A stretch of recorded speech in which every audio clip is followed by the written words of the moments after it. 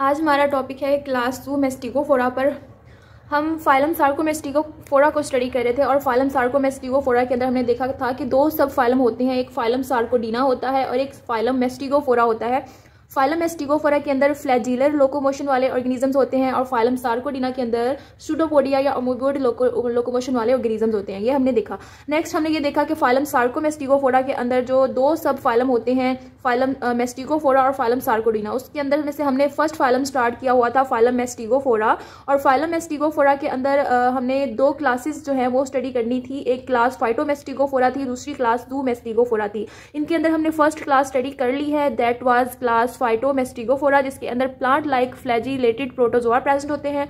और आज हम दूसरी क्लास को स्टडी करने जा रहे हैं, दैट इज क्लास ज़ूमेस्टिकोफोरा, जिसके अंदर एनिमल लाइक फ्लैजिलेटेड प्रोटोजोआ होते हैं। तो लेट्स स्टार्ट ओवर टॉपिक। सबसे पहले इसके वर्ड के मीनिंग देखते हैं। सबसे पहले जू के मतलब होते हैं एनिमल लाइक, और मेस्टिको मीन्स के फ्लैजिला, और फोरोस मीन्स बियर्स के मतलब ये कि ऐसे फ्लैजिलेटेड एनिमल्स जो कि एनिमल लाइक कैरेक्टरिस्टिक्स रखते हैं। जैसे फाइटोमेस्टिकोफोरा के अंदर हमने ऐसे ऑर्गेनिज्म प्रोटोजोआ को स्टडी किया था जो कि जिनके पास फ्लैजिला भी था और उनके पास प्लांट लाइक कैरेक्टरिस्टिक्स भी थे कि उनके पास क्लोरोप्लास्ट था और वो फोटोसिंथेसिस करते थे। लेकिन क्लास ज़ूमेस्टिकोफोरा के अंदर क्लोरोप्लास्ट नहीं है, इसके अंदर एनिमल लाइक कैरेक्टरिस्टिक्स होते हैं। क्योंकि क्लोरोप्लास्ट नहीं है तो ये एक एनिमल लाइक कैरेक्टर बनता है, तो इस वजह से इनको हम कहेंगे ज़ूमेस्टिकोफोरा के ऐसे एनिमल्स जो कि एनिमल लाइक कैरेक्टरिस्टिक्स रखते हैं, like animal like flagellated protozoa के। इनके अंदर हमने एनिमल लाइक फ्लैजिलेटेड प्रोटोजोआ को स्टडी करना है। नेक्स्ट हम इनके कैरेक्टरिस्टिक्स को देखते हैं। क्लास ज़ूमेस्टिकोफोरा के कुछ जनरल कैरेक्टरिस्टिक्स हैं। सबसे पहले है दे लेक क्लोरोप्लास्ट, कि इनके पास क्लोरोप्लास्ट नहीं होता। और ऑब्वियसली जब इनके पास क्लोरोप्लास्ट नहीं होगा तो इसका मतलब ये है कि इनके पास क्लोरोफिल भी नहीं है, और अगर क्लोरोफिल नहीं है तो ये फोटोसिंथेसिस भी नहीं कर सकते, और अगर ये फोटोसिंथेसिस नहीं कर सकते तो फिर ये ऑटोट्रॉफिक मोड ऑफ न्यूट्रिशन नहीं रखते हैं। ठीक है, ये अपना फूड खुद नहीं बना सकते हैं। सो दे लेक क्लोरोप्लास्ट, इनके पास क्लोरोप्लास्ट नहीं होता। सो दे आर हेट्रोट्रॉफिक, अगर इनके पास क्लोरोप्लास्ट नहीं है तो ये हेट्रोट्रॉफिक है। ये means they can not make their own food, अपना फूड नहीं बना सकते। नेक्स्ट पॉइंट के अंदर हम देखेंगे कि some members of this class are important parasites of human. इस क्लास के कुछ मेंबर्स जो हैं ह्यूमंस के इंपॉर्टेंट पैरासाइट्स हैं। तो उसके अंदर एग्जांपल दी गई है ट्राइपैनोसोमा की। ट्राइपैनोसोमा एक इंपॉर्टेंट ह्यूमन पैरासाइट है जो कि ह्यूमंस की बॉडी के अंदर रहता है और उनके अंदर डिजीज़ कॉज करता है, और इसके अलावा उनसे फूड भी लेता है, फीड भी करता है उसकी बॉडी के अंदर रहकर, और उसको हार्म भी पहुंचाता है। तो ये हैं ह्यूमंस के इंपॉर्टेंट पैरासाइट्स। फर्दर स्टडी करते हैं इसमें। ट्राइपैनोसोमा की एग्जाम्पल ली है हमने सब फाइलम ज़ूमेस्टिकोफोरा के अंदर, और इसके अंदर हम देखेंगे ट्राइपैनोसोमा की कुछ स्पीशीज़ के बारे में पढ़ते हैं। तो सबसे पहले देखते हैं कि इसको प्रोनाउंस कैसे करते हैं। तो इसको कहते हैं ट्राइपैनोसोमा ब्रूसियाई, ट्राइपैनोसोमा ब्रूसियाई। नेक्स्ट लिखा है this species is divided into 3 सब स्पीशीज। इसके अंदर 3 सब स्पीशीज पाई जाती हैं, जिनको मैंने यहाँ पर लिखा है 1, 2 एंड 3। सबसे पहले है trypanosoma ब्रूसियाई, ब्रूसियाई, trypanosoma ब्रूसियाई, ब्रूसियाई। Second is trypanosoma ब्रूसियाई गैम्बियंजे, गैम्बियंजे, ये इसकी प्रोनाउंसिएशन है। नंबर 3 है ट्राइपैनोसोमा ब्रूसियाई रोडिजियंजे, रोडिजियंजे। ठीक है, तो ये 3 सब स्पीशीज हैं जो कि इस पैरासाइट के अंदर पाई जाती हैं। और इन 3 सब स्पीशीज का जो एक कॉम्प्लेक्स है ये मिलकर क्या बनाता है, ट्राइपैनोसोमा ब्रूसियाई कॉम्प्लेक्स। ये जो 3 सब स्पीशीज हैं ये मिलकर एक कॉम्प्लेक्स बनाती हैं जिसको कहते हैं ट्राइपैनोसोमा ब्रूसियाई कॉम्प्लेक्स। अब जो फर्स्ट स्पीशीज है ट्राइपैनोसोमा ब्रूसियाई, ब्रूसियाई, ये non human mammals of Africa के अंदर पाई जाती है। ठीक है, ये किसके अंदर पाई जाती है, it is present in the non human mammal, मतलब कि ह्यूमंस के अलावा जितने भी मैमल्स हैं उनके अंदर ये पाई जाती है, नॉन ह्यूमन मैमल्स के अंदर ऑफ अफ्रीका, अफ्रीका के अंदर। सेकंड है ट्राइपैनोसोमा ब्रूसियाई गैम्बियंजे और ट्राइपैनोसोमा ब्रूसियाई रोडिजियंजे। ये दोनों स्पीशीज जो हैं ये ह्यूमंस के अंदर पाई जाती हैं, और ये ह्यूमंस के अंदर स्लीपिंग सिकनेस कॉज करती हैं इन द अफ्रीका। ठीक है, अफ्रीकन ह्यूमंस के अंदर ये स्लीपिंग सिकनेस कॉज करती हैं। अब क्वेश्चन ये है कि ये ह्यूमंस के अंदर कैसे फैलती हैं, कैसे ह्यूमंस के अंदर ये एंटर करती हैं। तो एक फ्लाई है, लार्ज बार्टिंग फ्लाई है इन ट्रॉपिकल अफ्रीका, अफ्रीका के अंदर, जिसका नेम है टेट्सी फ्लाई। ठीक है, ये इसकी स्पेलिंग है TSET, लेकिन इसकी प्रोनाउंसिएशन देखें तो इसको कहते हैं टेट्सी फ्लाई।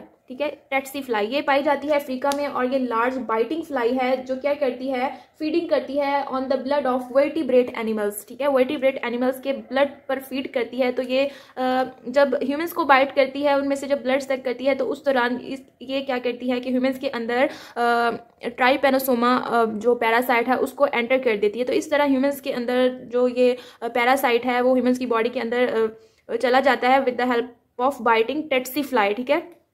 टेट्सी फ्लाई के बाइट करने की हेल्प से ये उसकी बॉडी के अंदर चला जाता है। इस तरह ये ह्यूमंस की बॉडी के अंदर स्प्रेड होता है। अब यहाँ पर ये लिखा है इंटरमीडिएट होस्ट के इंटरमीडिएट होस्ट जो है इन तीनों पैरासाइट्स जो हैं, ये तीनों सब स्पीशीज जो हैं इस पैरासाइट्स की, इन तीनों का इंटरमीडिएट होस्ट जो है वो टेट्सी फ्लाई है, ठीक है। इंटरमीडिएट होस्ट मैंने ये जब पैरासाइट्स पढ़ाए थे सिम्बियोटिक लाइफस्टाइल्स के अंदर, जब मैंने पैरासाइट्स का टॉपिक पढ़ाया था उसके अंदर मैंने ये कहा था कि जो कुछ पैरासाइट्स ऐसे होते हैं जो कि अपना लाइफ साइकिल 2 होस्ट के अंदर कंप्लीट करते हैं। उनमें पहला होस्ट होता है डेफिनेटिव होस्ट और दूसरा होस्ट होता है इंटरमीडिएट होस्ट। और मैंने ये भी बताया कि जो डेफिनेटिव होस्ट होता है उसके अंदर पैरासाइट्स अपनी सेक्शुअल रिप्रोडक्शन करता है और जो इंटरमीडिएट होस्ट होता है उसके अंदर पैरासाइट्स अपनी एसेक्सुअल रिप्रोडक्शन करता है। तो यहाँ पर जो इंटरमीडिएट होस्ट है वो इन सब स्पीशीज़ का इंटरमीडिएट होस्ट टेट्सी फ्लाई है जिसके अंदर ये सारी स्पीशीज अपना एसेक्सुअल रिप्रोडक्शन करती हैं, ठीक है। और यहाँ पर अगर डेफिनेटिव होस्ट की बात करें तो इसके अंदर डेफिनेटिव होस्ट या तो मैमल होगा कोई भी और या फिर ह्यूमन होंगे। तो डेफिनेटिव होस्ट जो होता है ये फर्स्ट होस्ट होता है, इसके अंदर कोई ह्यूमंस हो सकते हैं और मैमल, ठीक है। ये इनके डेफिनेटिव होस्ट हो सकते हैं, ठीक है। लेकिन इन सब का इंटरमीडिएट होस्ट एक ही है जो कि ये टेट्सी फ्लाई है, लेकिन डेफिनेटिव होस्ट में ह्यूमंस भी हो सकते हैं और मैमल्स भी हो सकते हैं। और ये के डेफिनेटिव होस्ट जो है ये फर्स्ट होस्ट होता है, इसको फाइनल होस्ट भी कहते हैं। और इंटरमीडिएट होस्ट जो होता है it is a second host और इसको टेम्परेरी होस्ट भी कहते हैं, ठीक है। नेक्स्ट टॉपिक की तरफ हम चलते हैं। इसके अंदर हम डिजीज साइकिल देखेंगे फर्दर, कि फ्लाई के अंदर क्या साइकिल है, साइकिल इन इन्वर्टिब्रेट होस्ट और डिजीज साइकिल, ये सब कुछ नेक्स्ट देखते हैं।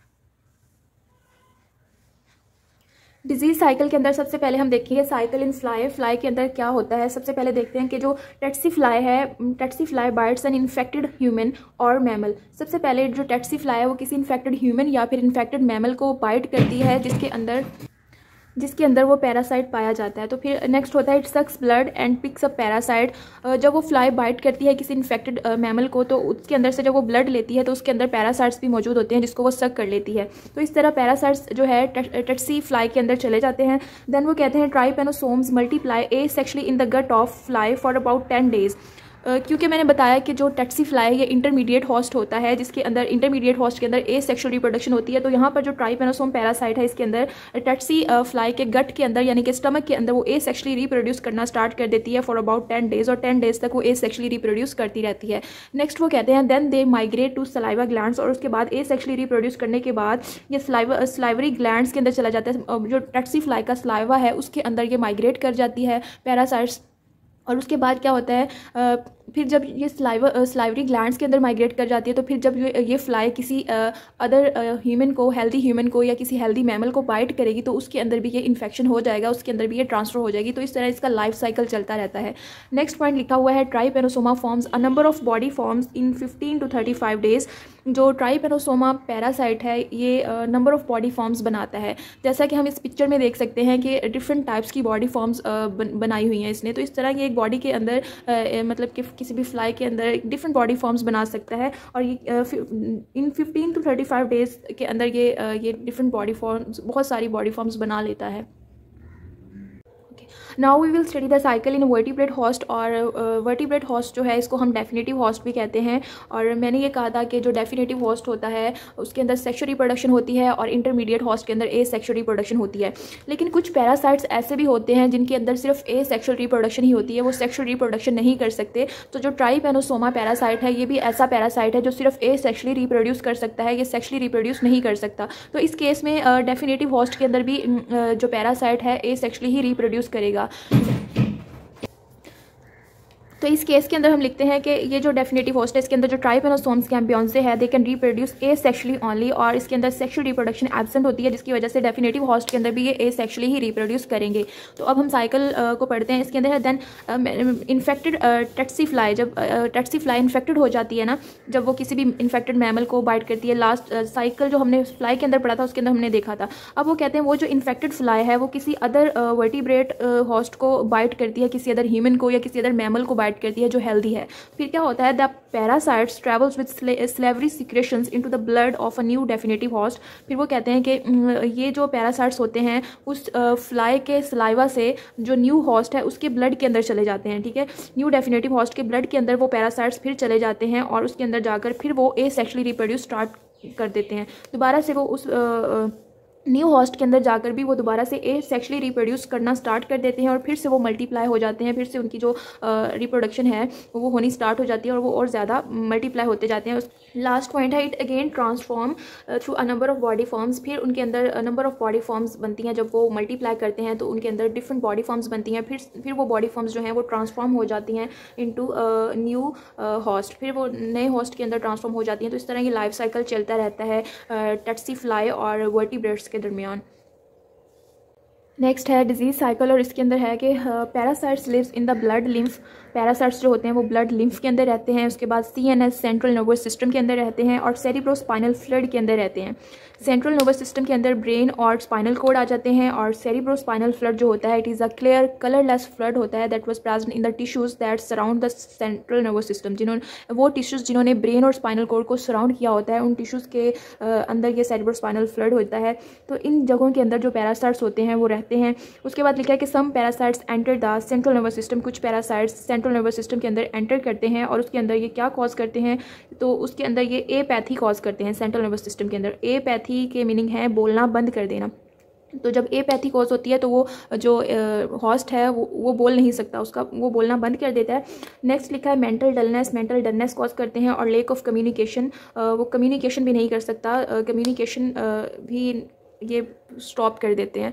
नेक्स्ट लिखा है पॉइंट के अंदर sleepiness develops in the host के अंदर स्लीपीनेस डेवलप कर देते हैं।